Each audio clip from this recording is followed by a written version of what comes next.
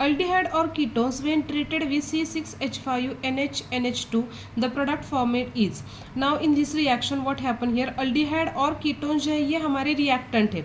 चलो अब मैं aldehyde और ketones को इस पैटर्न में लिखती हूँ, RC double bond O H now. So this is called as a aldehyde. अब ये रिएक्ट कर रहा है हमारा C6H5NH2 now.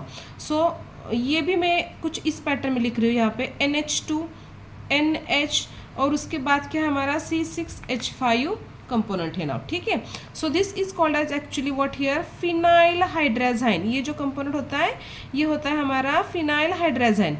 इसमें से अगर मैंने H2O इस पैटर्न में रिमूव किया तो देखो हमारा प्रोडक्ट किस पैटर्न में फॉर्म होगा, that is what here RC here H doubly bonded as it is होगा component NNH and then what here C6H5.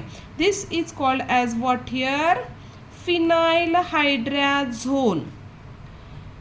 मतलब क्या हो रहा है देखो, hydrazine converts into what here, phenyl hydrazone. Okay, by removal of what here, water molecule. So what is the option of this component? That is the option number B. Which one is that? Phenyl hydrazone.